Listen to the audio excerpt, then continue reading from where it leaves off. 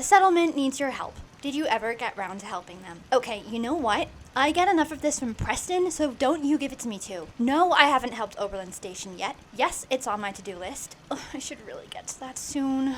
I miss a clean, functional world. How do you manage it with no plumbing and sleeping on moldy beds? Moldy beds? What kind of beds are you sleeping on? I, for one, make sure the settlers here have the finest beds around, thank you. For the most part, in Sanctuary, our beds are sheltered. We have plenty of food and water, and we're currently working on getting showers operational. If Diamond City can do it, we can too. Hey, maybe I should make that a slogan. Or maybe, you can do it too. How do you stop Nora from crafting all the time, and how do you keep her focused on the mission? Well, judging by the area behind me, I haven't been doing so well at that lately. We literally just got back from the Glowing Sea, and Nora insisted on creating a camp for the guards, as well as a check-in desk at the front gate. I've tried lots of things. Bribing her with Nuka-Cola usually works, or reverse psychology. What was that? Nothing! But really, it just depends on the situation. You can never predict how Nora will react to something, you kind of just have to adapt as you go along.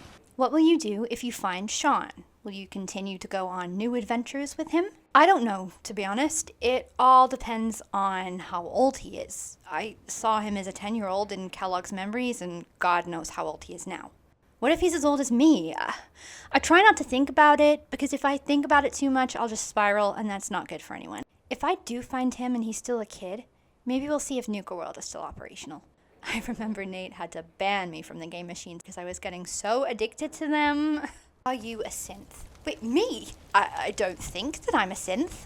I would know if I was a synth, right? No? Is it true you met Nate by defending him in court against crimes he allegedly committed in Canada? Yes, that is true. He was a client of mine before we struck up a romance, I guess. The other part, Canada, I won't speak on. I want to remember the best parts of Nate, and his years in Canada were not some of his best. Are there any creations that Nora has built that you're impressed by? You might be surprised, but this entire market area is what I'm most impressed by. It doesn't look like much right now, but Nora's told me her plan. It's going to be a market area lined with vendors and such on the sides. Most people wouldn't build this way, they'd build off the road, yet Nora's managed to bring it all together in a way I think is truly unique. She truly does have a talent for settlements. Have we ever met a ranger named Charlie? You know, that name rings a bell, but no, I can't say I've had the pleasure. I'm gonna have to keep an eye out for that one. What is your favorite thing about making these episodes? My favorite thing is perhaps learning about Nora. I'm learning more about her every time we film one of these episodes. It's interesting seeing how she'll drag you down a path that you wouldn't have anticipated, and somehow you'll still be alive at the end of it, no matter how many deathclaws you've faced. It's a talent, really, when you think about it.